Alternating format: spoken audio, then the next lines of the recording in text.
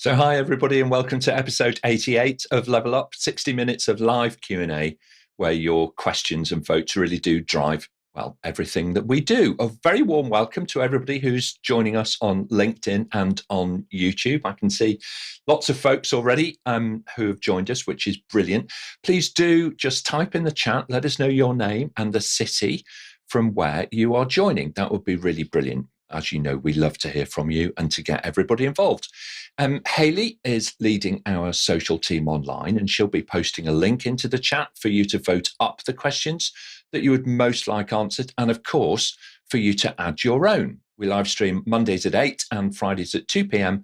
UK time to both YouTube and LinkedIn. Now, today, the first 10 of you whose live questions are selected to be answered by the panel, well, your names will appear in the credits at the end of the show. So do get your questions in early and stay with us to see that happen.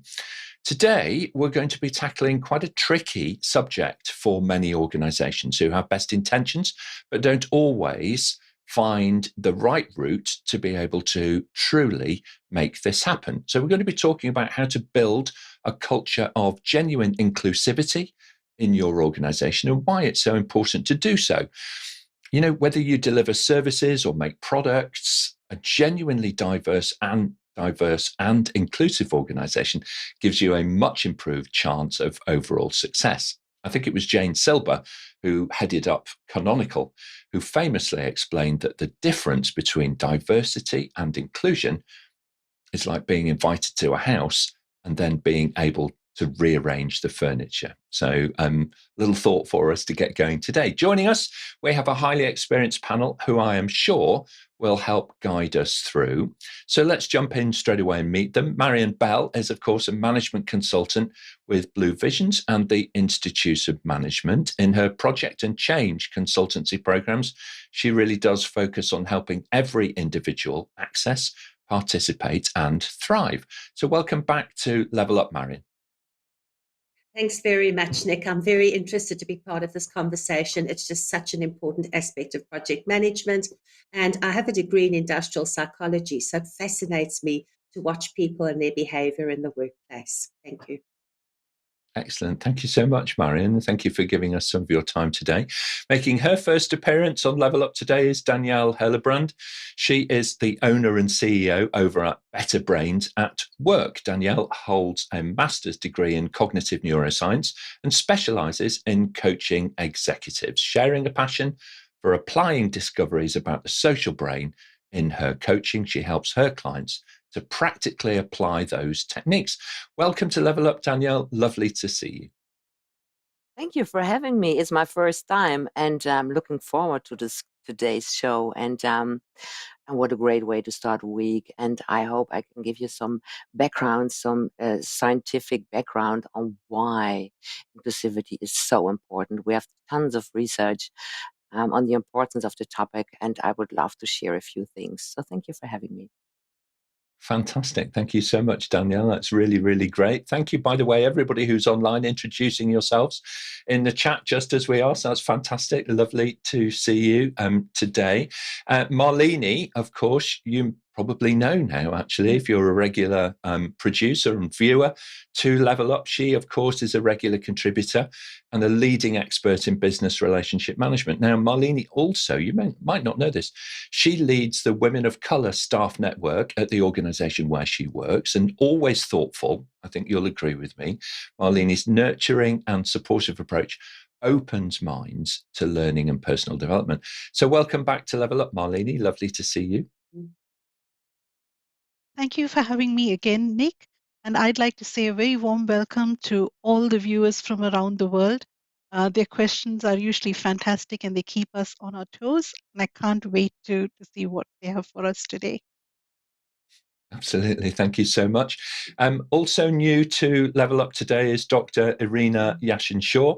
She is the founder and CEO at the Global Intrapreneurs Institute, whose mission is to empower employees to become positive change agents, solve problems, and create value for their organizations. Welcome to Level Up, Irena. Lovely to see you. Thank you so much, Nick, and thank you for inviting me to be a part of this wonderful discussion and this wonderful panel here today. I'm so excited to hear what everyone else is going to say about this. I just want to say that I'm going to bring a specific lens to everything that I contribute, which is through the lens of intrapreneurialism. And just to clarify, it is intrapreneurialism. I'm not mispronouncing the word entrepreneurialism, but we'll explain more about that as we go through. Thank you for having me. Yeah, absolutely. Thank you so much, Irena. That's really, really helpful. And I'm sure that we will come back to that. Completing our lineup for today in front of the cameras is our question master. Of course, this is Suchitra Jacob, who's joining us again from the beautiful garden city of Bangalore in southern India. Welcome, Suchitra. Hi, everyone. Great to be back again. And I'm looking forward to asking all the questions. Okay, well, excellent. Well, why don't we do that? Let's jump straight in, I think, and we'll take our first question, Suchitra, if we may. So we have a question from Margaret, who asks, how would you define an inclusive workplace? Okay, Marion, why don't you start us off on this one? I think an inclusive workplace is where everybody feels that they belong, that they're part of everything that's going on. They look forward to going to work. They feel like everybody they work with are their friends and family, and that they can actually be authentic at who they are in that relationship because they feel secure in their belongingness in the organization. Okay, thank you very much indeed. Malini? Margaret, to me, an inclusive workplace is one in which I can feel comfortable to bring my authentic self to work. And I know it sounds a little cliched, so I'll just add a few words and explanation. For all of us, right, when we start a new job, for example, for some time you might have to strike a balance between being authentic and assimilating with the culture of the workplace, right?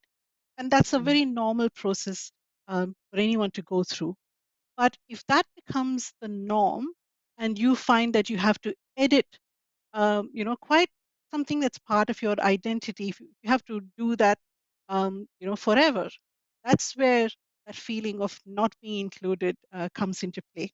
So in my case, for example, I work in a culture, where the dominant group is Anglo-Saxon, and as a woman of color, some workplaces I've not felt very included. In other workplaces, I've felt very comfortable about bringing my authentic self. Okay, you make a really, really good point there. Thank you so much indeed. Daniëlle, your thoughts? Well, if we talk about an inclusive culture is a collaborative thing where we all have to contribute in a kind way, if that is possible. And from a brain perspective, only when I feel safe, I really feel the safety in myself and from the people around me, then I can bring my whole self to work with all the competences I have and all the things I have to offer. And if that is not the case, the company and the people around me will miss a lot of my potential, a lot of the things I can bring to the table. So from a brain perspective, it's from the utmost importance to have the feeling of inclusivity, to bring my whole self and my everything I have to give to a working environment. Thank you so much. And Irena? Thanks, Nick. I'm going to expand the conversation a little bit. Certainly, it's about everyone feeling comfortable. It's about creating a psychologically safe space in which people can contribute safely. The other thing that I would like to add that I believe does define an inclusive workplace is where people also feel that their talents and their ideas are being respected, are being welcomed, and where they can make a contribution to the work that they do in a number of different ways, but also bring that sense of entrepreneurial spirit without it being censured. So I would like to add that into the consideration around an inclusive workplace. I think that's so important. Thank you very much indeed, panel, for kind of starting us off on our journey today, because after all, we really do need to be heard, when we are making our contributions. And in order to be able to do that, then that does require us, to be listened to, and what we're saying to then be, acted upon, so very good. So really, really good question, Margaret. Thank you so much. And Suchitra, if we can, I think what we'll do is we'll go back to the panel view. Thank you so much. And we'll take our next question, please, if we may, Suchitra. So we have a question from Sven. A culture of inclusivity can't be dictated. What should be done to make progress despite procedures and orders? Okay, Irena, why don't you start us off, and then we'll hear from Daniëlle. So we can't dictate, as you're quite right. You just can't go out and tell everyone, okay, we're going to be inclusive. This is something that has to be demonstrated and led through example. So some very specific things that people can do to begin to nurture that culture of inclusivity is for the leaders to actually demonstrate that ideas are welcomed, that people are allowed to be themselves, that they are respected, that there's actually a policy for hiring diversity into the workplace. So it's a whole lot of things that would layer upon each other in order to be able to create that culture. And then it doesn't need to be dictated as such. That's an interesting way you've framed the conversation, because if there are a number of these contributing factors that all sort of build upon each other, then the culture will grow organically without it having to be dictated. That said, I think it is good to have those words embedded in the company's messaging in a way that foregrounds it and identifies how important it is. Yeah, it is such an important signpost, isn't it, really, to set those frameworks and to be clear and to have that language as explicit rather than implicit. Daniëlle, your thoughts, please, and then we'll hear from Marion. Thank you, Irena. That's the first thing I wanted to start with. Also, it's showing. We don't. Our brain does not just follow words; it follows behavior. And if we see that the management or the people around us have this behavior of, you can be yourself, you can bring your ideas to the table. That's the first very important thing. The second is, I think, and that's my the work I'm doing. If you know a little bit about the needs of the brain, if our brain could speak, what would it say? It would say that it needs to feel safe.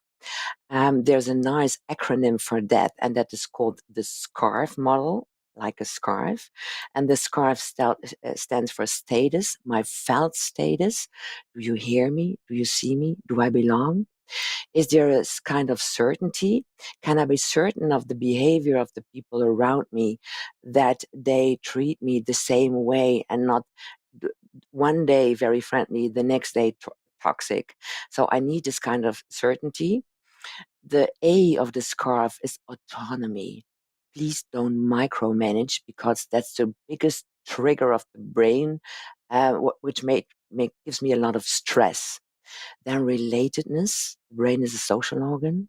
We need to feel belonging, and we need to feel safe with the people around us. And fairness. Please be fair. So if we look at the scarf, if our brain could talk, it would say, please take care of the SCARF acronym, and then I'm fairly fine. Okay, I really like that. I really like scarves as well, actually. So I'm quite a visual thinker, so that's got me really, really thinking and relating to that acronym. Lovely, thank you so much, Marion, and then Malini. Thanks, Nick. From a project management point of view, the success of the project really depends on everybody feeling included.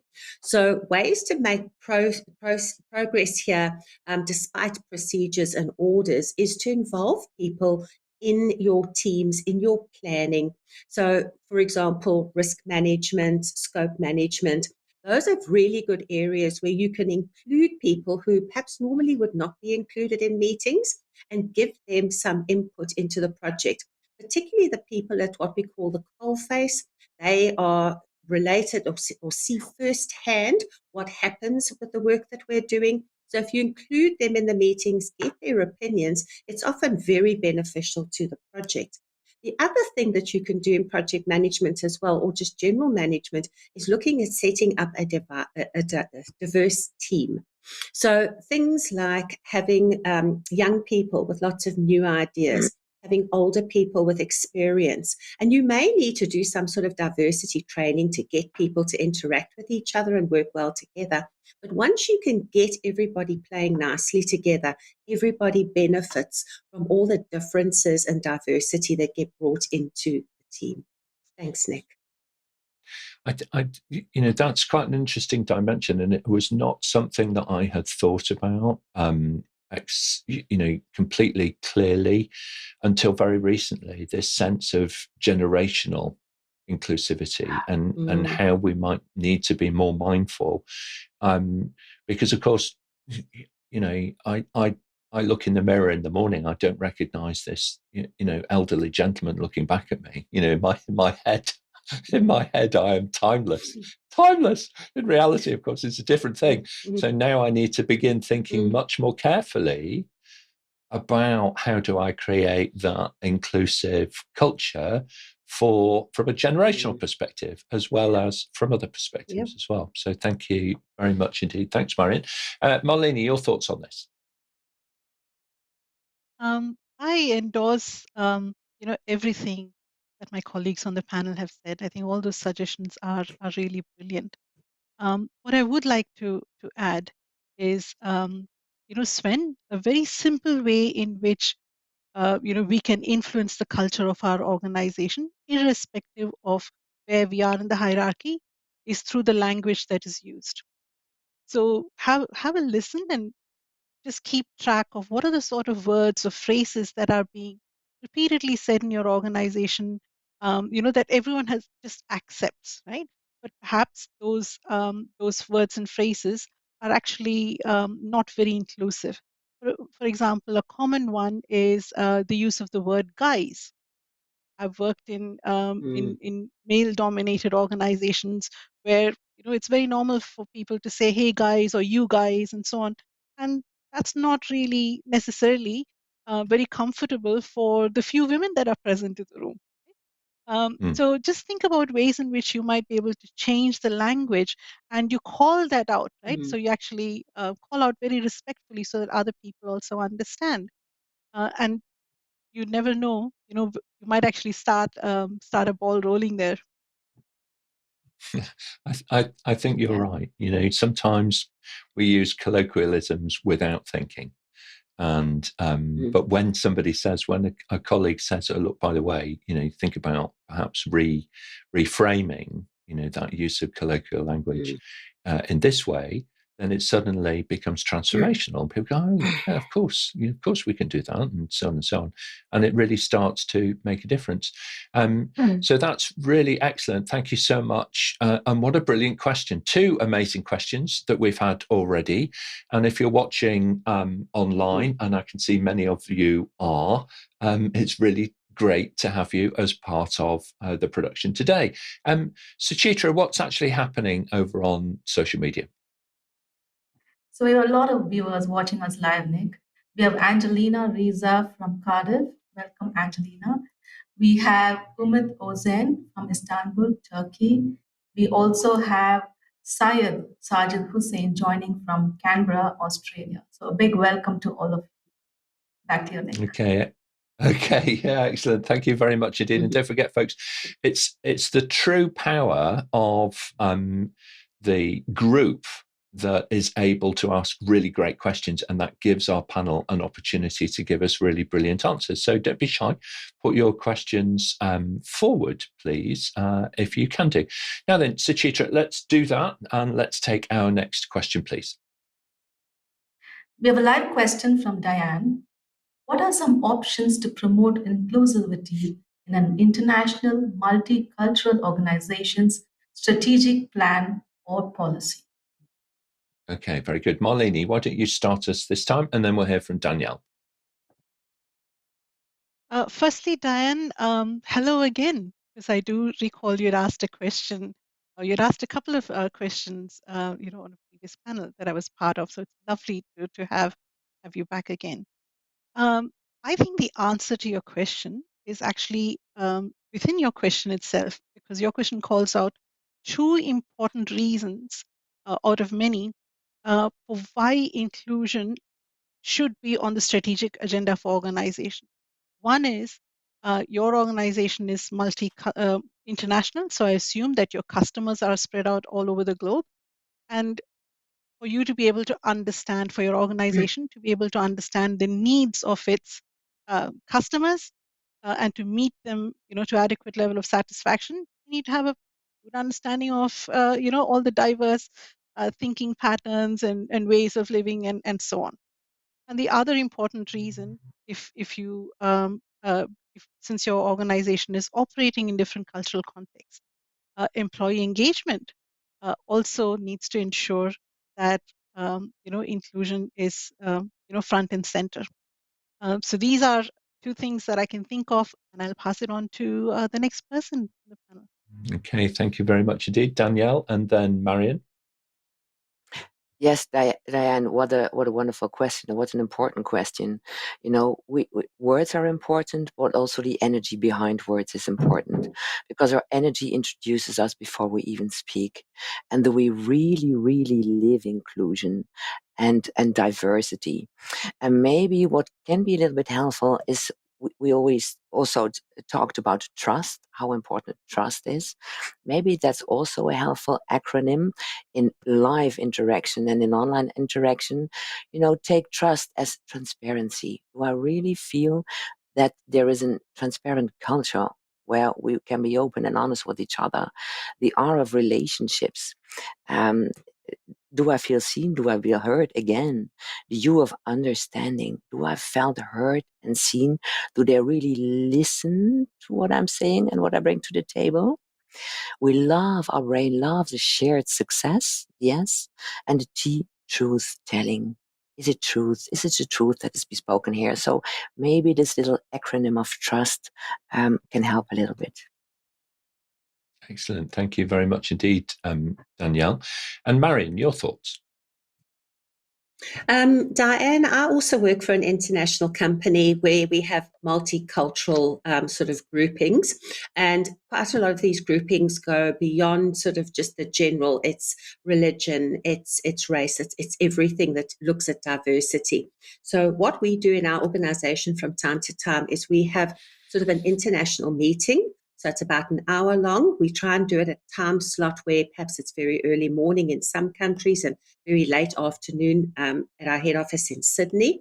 And we encourage everybody from each of those subsidiaries to actually present in this meeting. So look at some of the projects that they're doing. Get them to present on perhaps if there's a religious holiday. What is the meaning behind that holiday? Looking at the sort of lifestyle. So trying to get everybody to take a chance in the organization and actually present on this forum during one of the meetings, so that we can all understand all the different countries and how it all sort of pulls together in our organization.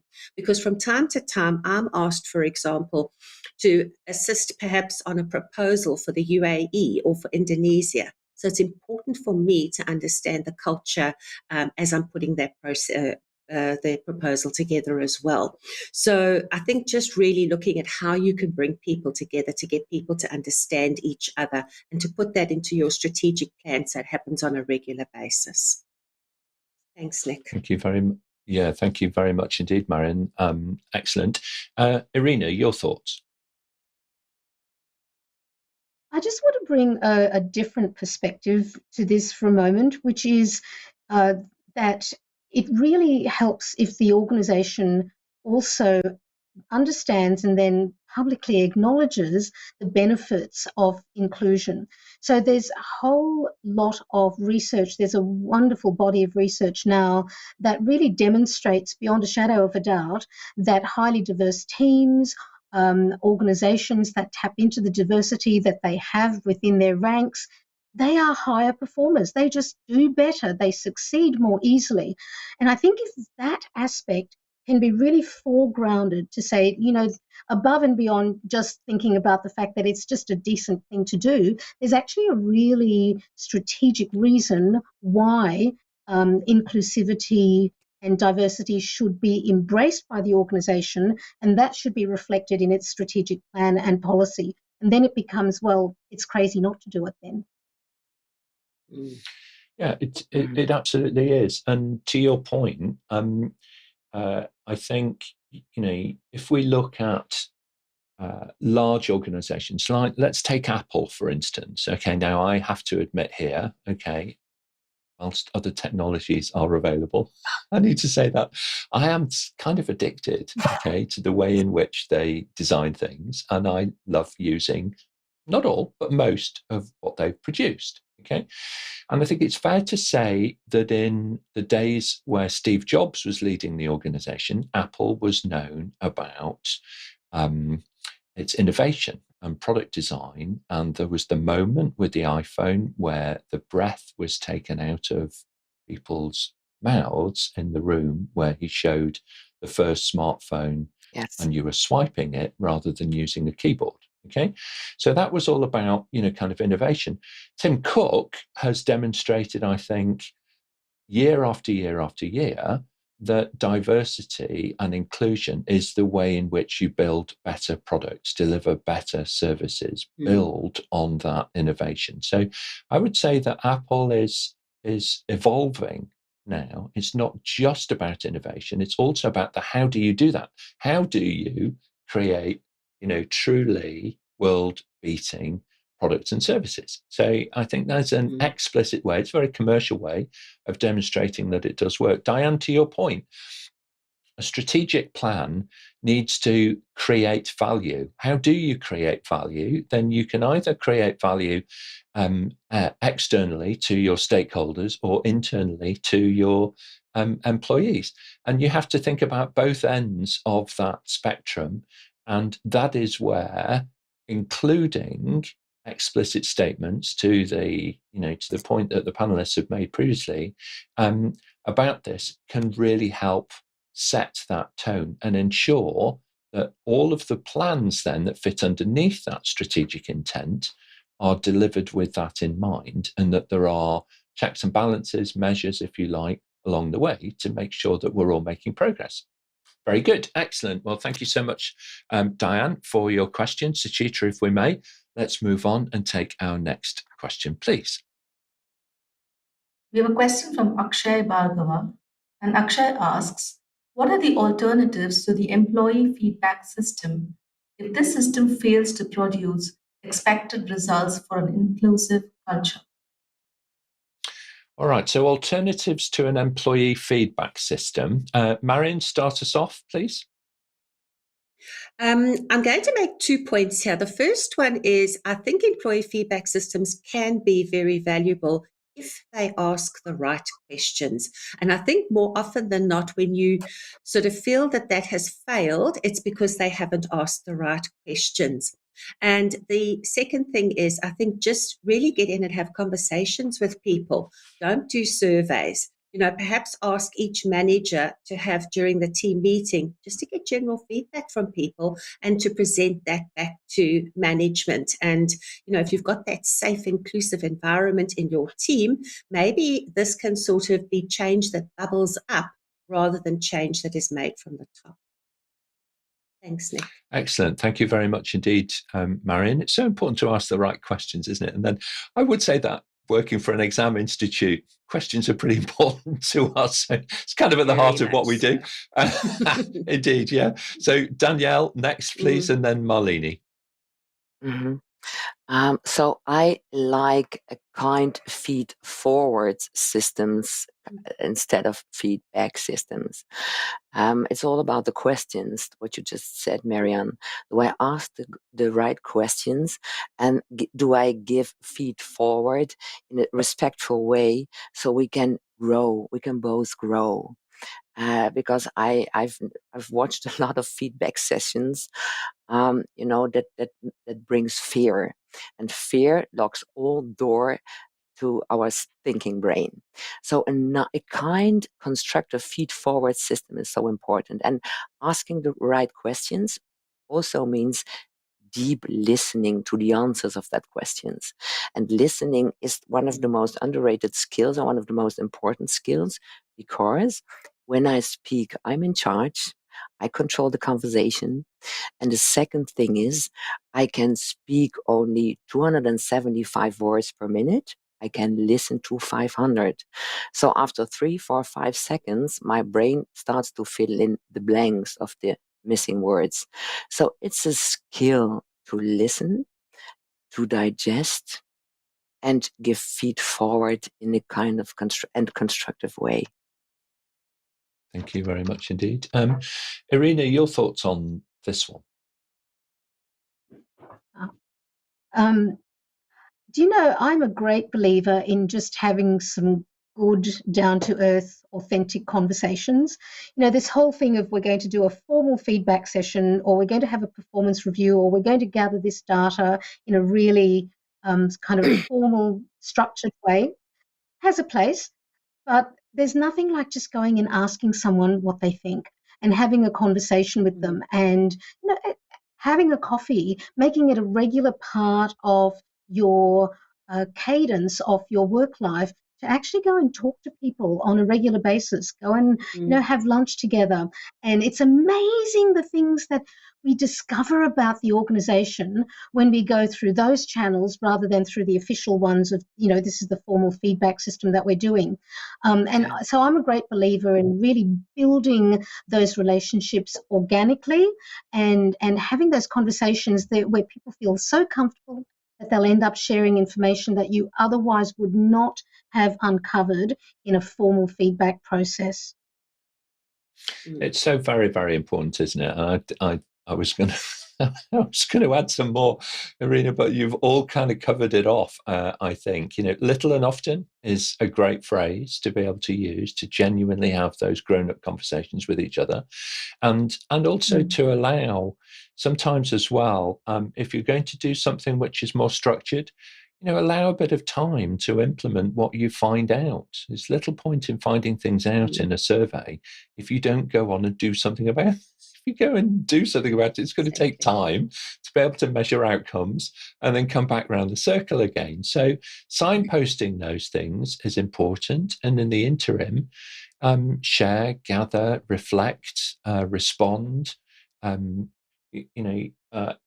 highlight that people have raised thoughts and ideas and made their contributions, and then on the back of those, this is what you're now doing as a result of that input or feedback from different teams within your organization.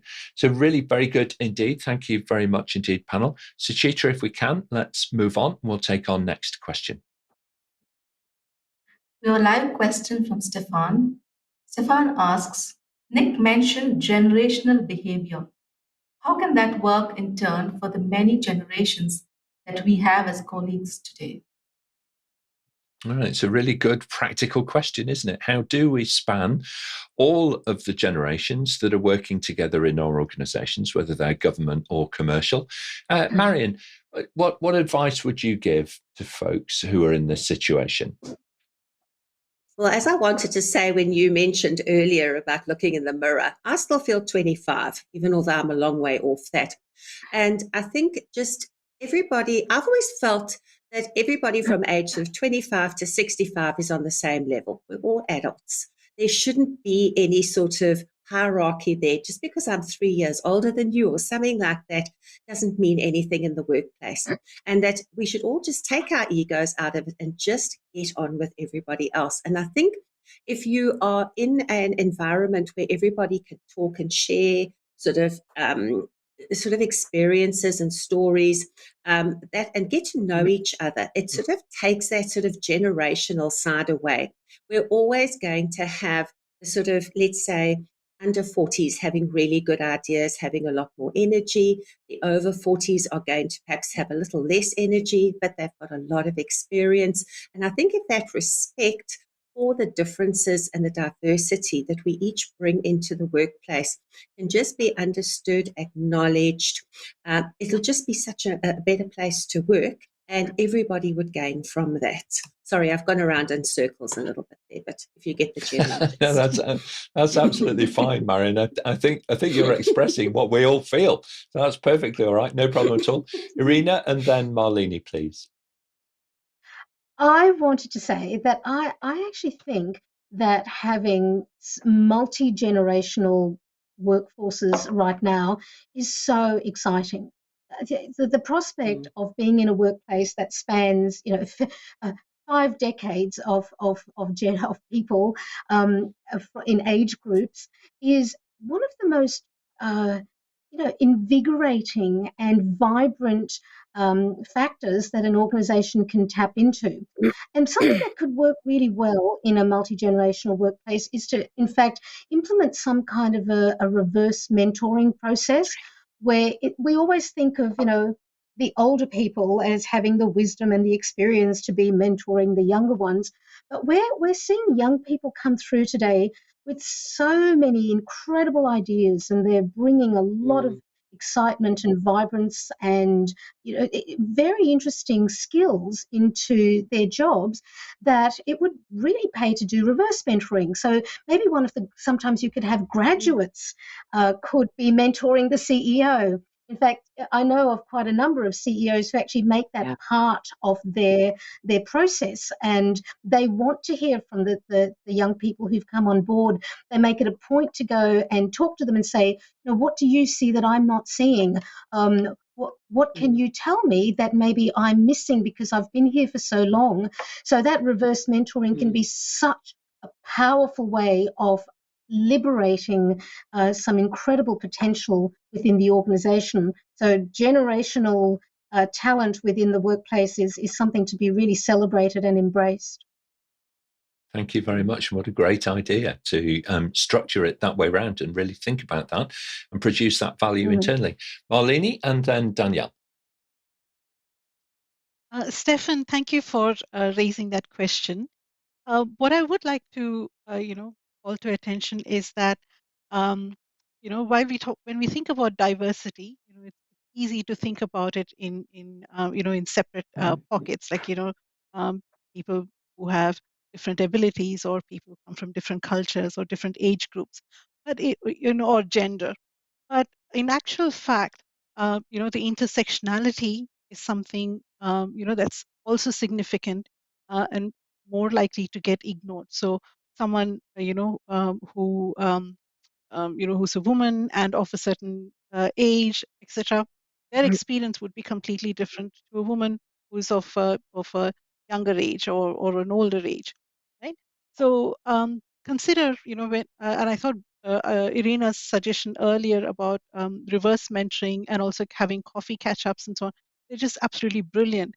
But plan to ask questions that'll help to surface, some of these intersectional aspects, right?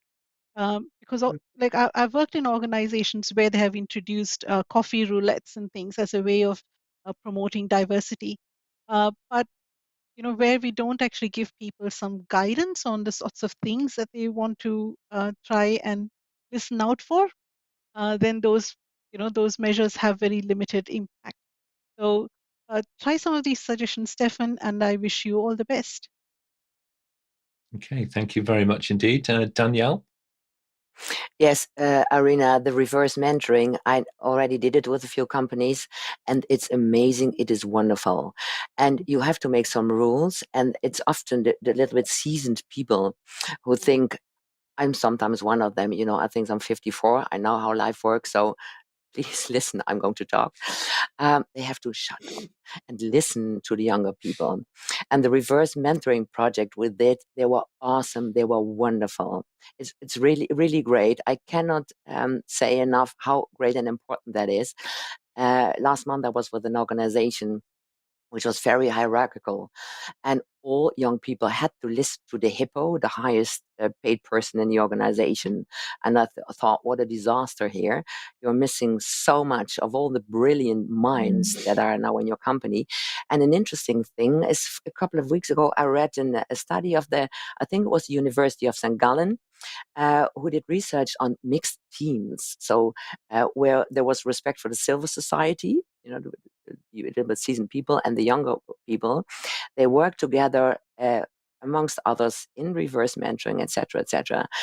And the results on complex tasks, because we have a lot of difficult things to manage in our complex society, they were amazing. So the most amazing results came from mixed teams where 5 generations were sharing knowledge and ideas together. Thank you so much indeed. There's such value in all of this, isn't there? One of the things that I would say is about retention. Okay, we've talked a lot about trying to create that culture of inclusivity. One of the benefits of doing this is that you're actually able to retain talent within your organization. It gets very samey after a little while. There are only so many revolutions of the roundabout that you're on, so many financial quarters, financial years, so many public reports of progress that you can make, so on and so on, about a business before it all becomes terribly familiar. And the risk of that is that people will search for new outlets for their creativity as soon as they start to feel that their value, their contribution is diminishing over time. So pairing people up with different experiences, forming new teams with different challenges and different dynamics is a super amazing way to re-energize. How many of us have worked for an organization and you kind of plateau and then you sort of get a new challenge and you fire up again and you really get engaged and it gets very exciting again and so on, and all consuming. And that is such an important cycle to consider for everybody. Irena, please help me out and add a little more to this particular question. Oh, what you just said just then about people finding an alternative outlet for their creativity just rang such a bell with me that I just wanted to chime in to say that we hear a lot at the moment about side hustles. A lot of people with jobs currently also have a side hustle. And that's because they're looking for an outlet for their talent. They're looking for an outlet for their creativity. They want to be able to, do something where they've got control over something and they can, create. They can create it as they want to. And I think that a lot of the reason why that's happening is because they don't necessarily get that outlet in their substantive jobs. And this is where I believe that intrapreneurialism is absolutely the next big wave that's going to redefine the way we run our organizations and the way we invite participation and the way we do leadership, all of that, because there's this absolute imperative need right now for any business, whether large or small, education, not-for-profit, to tap into those enormous reserves of talent and creativity and problem-solving skills, to be able to bring them into their jobs. And if only they were given that little bit of latitude and permission and worked within an authorizing environment that enabled them and empowered them to use those great ideas and that passion, there would just be such an explosion of productivity within workplaces. We just wouldn't, it would just drive the global economy. That's going to be the next driver for the global economy. So I can't stress it enough. It's about tap into the talent of your people, allow them to bring that creativity to work and help them to be able to solve problems that are important for the business. And then, people will feel fulfilled and like they're being driven by a purpose. And that is going to be the beauty of the next incarnation of our workplaces. Fantastic. Thank you so much. I think we're going to come back to that little word beginning with P in a few moments, okay? But while we think about that for a moment or two, Suchitra, what's been happening over on the social chat? Looks really active today. Give us some highlights. We have more people joining us next. So we have Femelo Victor joining us from Botswana. We have Agogo joining us again. They have not mentioned where they are from. We also have Te Basiru joining us from Dakar. Okay. Now, I recognise Agogo from previous episodes, so thank you very much for tuning in again. We really appreciate it. And Faye, we really hope that that you're going to follow us each week as well. So do, while you've got the chance, folks, get your question into the panel because we don't have that much time left. So Suchitra, on that note, let's take our next question if we may. We have a question from Maria. Why does inclusivity very often get stuck, although all say that they want it? Okay, all right. So why do we kind of get stuck a little bit and treacle is poured in the machine? Marion, what are your thoughts? I think sometimes management have best intentions, but they don't really understand the implications of their actions. Just to give you a quick example here, a couple of years ago, I worked for a company where they used to have this thing of employee of the month or employee of the year or, consultant of the year or whatever they were doing. And what they didn't seem to understand is you're giving awards out to maybe 10 or 20% of your employees. But what you're effectively saying to the other 80 or 90% is you're not good enough to be recognized. And so you've got 10% of your organization that thinks, oh, this is great. But the other 90% are just gradually becoming disengaged or thinking, well, I'm not appreciated here. I'm going to look somewhere else. And I think that there needs to be a sort of deeper understanding of the programs that management put in place to sort of perhaps do a devil's advocate for somebody to say, is this really the best thing that we can do? If we look at the current working arrangements, it's more team-based. So if we're going to do recognition and reward, it should be the whole team because they are the ones that contribute to the results of the organization, not individuals. That's a very 1980s way of approaching work, where in those days, sure, we had individuals who were perhaps contributing huge amounts. But I think if nowadays people take their career seriously, everybody feels that they do their best. And when they don't get recognized or get these rewards, it can be very demotivating and very excluding because now you're not part of that sort of, the top club. You're now, not such a great employee almost, the way you look at it. So I would say get rid of reward programs that don't recognize teams. Okay, thank you very much indeed, Marion. Daniëlle, how would you go about unsticking things when things are stuck? Marion, I'm with you. Tell me how you going to measure me, and I'm going to show you how I will behave according to that measurement. Exactly. So the employee of the month or the bonus system, I'm going to behave like that. One thing we know from underlying things that get stuck, there are a few things in the interaction with people. Often the things that where we get stuck is there is a struggle around power and control. Who is the powerful person and who is going to control? So it's not a two-way street. Care and closeness. Do I feel care and closeness? If it is there, I'll open up and I work with you. And respect and recognition. Is it not there? I'm going to say yes, but internally I go, no way. So the struggles always circle around power and control, care and closeness, and respect and recognition. And the second thing is, if I have my purpose, if I feel I belong and it makes sense, the things I'm doing, it goes a long way.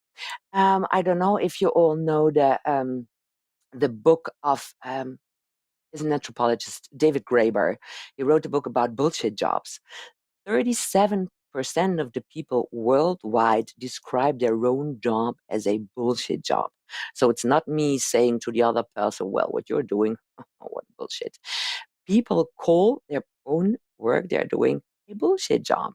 If I leave the company, if I walk out the door, no one noticed what I do is not contributing to anything. So if I have this feeling of not having a purposeful thing to do, nothing is going to work. Then we get stuck. Okay, thank you very much. And Irena, final thoughts on this one? I want to circle back to something that Marion said just before, and I was so delighted to hear her say that about, the importance over the years that Employee of the Month and Employee of the Year type awards have taken. And in the work that I've done over the years, I often hear managers saying, oh, well, who should we put through your entrepreneurialism programs?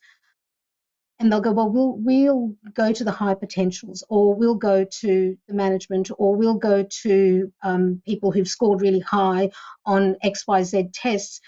And it just really used to irk me, because I think, no, just open it up to anyone. And whoever puts their hand up to say, I want to do this, I want to learn how to be entrepreneurial, take them. Take the people who are wanting to do what they want to do it, work with the willing. Don't just like, okay, we're going to just make this open to just a few people. And that's one of the things that I've had issues with, but with organizations that have got specific intrapreneurship programs. Right, 50,000 people in the organization, they've got an entrepreneurship program that realistically 30 people can go into, and they go through this stage gate process. I go, well, what about the other, 99.9%? You've got so much talent there. What are you going to do for them? And so my work has been very much around kind of making this a much more inclusive process about how do we enfranchise the majority of the workforce rather than a little tiny minority. And so let's not just take the focus off that Employee of the Year, and make it anyone who wants to liberate their talent can be part of this process. Fabulous. I love that alliteration there of liberating the talent in your organization. Really great. So panel, I think we're down to our final question. We may need to be fairly quick as we dance through this one. So Suchitra, please, can we have our last question? Our last question is from Harry. What are 3 actions I could take now at the management level of an organization to build a more inclusive culture? Okay, Daniëlle, why don't you start us off with one, and then we'll come to colleagues for their thoughts. My final thought is we have to be aware of the fact that the brain is not a thinking organ, it's a social organ. We only thrive in good social interaction, and our thinking brain is a subsystem of our brain, not the primary brain. So if we know about the behavior and the needs of people, we get a very, very long way. It goes a long way. Okay, all right. Thank you very much indeed. Marion, one of your actions for the management level of an organization. All right, I think I would look at the structure of the organization and just double check if it actually allows for collaborative work between people. I think a lot of organizations are still very siloed, and that also sort of takes away the inclusivity. To feel inclusive, you really need to be part of the discussion and part of the collaboration. So knock down those walls. Yeah. Excellent advice there. Yeah, absolutely right. I think one of the things that you could do as a manager is to start having the two-way conversation. What I mean by that is to gather input from your colleagues and your contributors, and also to start expressing that input, and also getting reflections and feedback and commitment from managing up the organization. Don't forget that pretty much all of us actually exist in somewhere in the middle. So we need to manage up as proactively as we need to manage down in organizations. So really do think about that. How can I, what was that saying? Whatever your manager is interested in, probably a good idea for you to become passionate about. Now, I don't always agree with that. However, there's something in it. If you're putting energy and excitement and content and so on in, then you earn the right, don't you, to be listened to as well. So that can sometimes be the precursor to have these more challenging conversations. So there you go. There's a thought for you. Irena, and then we'll come to Malini. Okay, so I'll just offer one thing about the question that Harry's asked, and that would be the concept of democratization of decision making, democratization of sharing of responsibility, so that it comes out of the hands of a few and is then spread across multiple people who then, when they become part of the decision-making process within their team, within their organization, feel like they've really got skin in the game and they want to bring their best to work. So I would say democratize the decision-making. Excellent. Thank you very much. Malini, final thoughts? I'd like to build on what Irena has just said. Harry, what you don't want to do is say that this is going to be, set up a diversity and inclusion team and say that, they're responsible, for an inclusive culture. I think management needs to very clearly state that an inclusive workplace is everybody's responsibility. That cannot be emphasized enough. Absolutely right. Thank you very much indeed. What a great question to end on. Gives us a springboard for all of us to think about what action we can take from today's Level Up and to make a positive change to our workplace environment and our workplace culture. So let's hear some closing remarks then from the panel. Malini, if I may, I'm going to come to you first and then to Marion. Thank you, Nick, and all our producers for the wonderful questions. I think we could have easily spent another 3 or 4 hours discussing this very important topic. Mhm. The only thing I would like to say is a lot of times I find organizations are struggling to come up with answers, to challenges like, say, diversity and inclusion, without actually acknowledging that the employees that they have are actually the best people to help them address and resolve those challenges, right? So if you want to have a more inclusive workforce, then you actually involve your employees in creating that work. Absolutely. Thank you very much indeed. What a great thought. Marion and then Irena. Thanks very much, Nick, again for the opportunity to participate. This has been a great discussion. Just one last comment from me as a change manager. It's very important to understand what the organizational culture is and then look at what inclusivity means to your organization. It's not going to look the same for every single organization. Thanks, Nick. Thank you very much, Irena, and then Daniëlle. I just want to say how impressed I am with the incredible diversity of participants in this. I've just been watching all of the people who are popping up on social media, and you've got like nearly every country in the world represented here.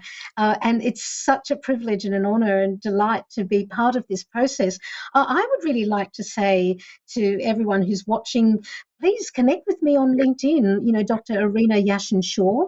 If you're interested in the topic of intrapreneurialism, just connect with me and or send me a message, and I'm more than happy to send you a soft copy of my book, Intrapreneur, and can continue the conversation about it in that context. But it's been wonderful to be here, and I'm very grateful to you, Nick, for having me participate. Not at all. We were absolutely delighted to do so. So what a great idea as well. Linking in on LinkedIn, of course, with our panelists. Excellent. Thank you so much. And Daniëlle? Oh, why is it over? So much to talk about. We cannot stop here. Thank you all for the beautiful questions, for the wonderful conversations. And my last thought is, if you don't understand people and their emotions, how can one understand business?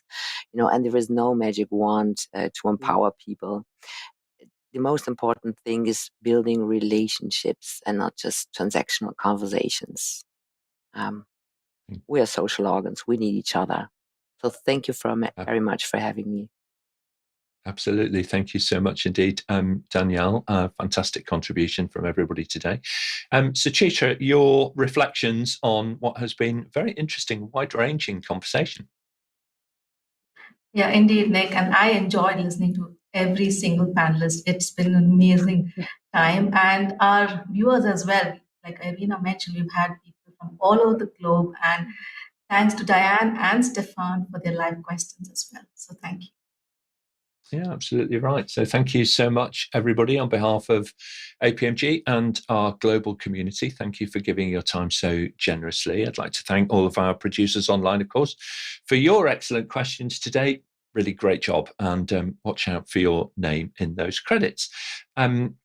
So let's think a little bit as well about where do you go from here? Well, over on the APMG International website, you can, of course, search for the answers to more than 1,400 questions, which have been asked and answered now across our social media content. It's a comprehensive free resource connecting you with more than 140 experts from all over the world in different disciplines. Don't forget, you can also listen to the audio versions of the shows on your preferred podcast platform. Now, this coming Friday on the 26th, we're going to be talking about leadership, and in particular, how do you lead in an agile environment? We take a little break next Monday before returning on Friday, the 2nd of September, to focus on building winning public-private partnership teams. And that's all ahead of the Labor Day weekend holiday. Subscribe to the show and we'll send you a personal summary of what's coming up and how you too can join us here on the panel and level up your career with APMG. Thanks so much, everybody. We'll see you next time.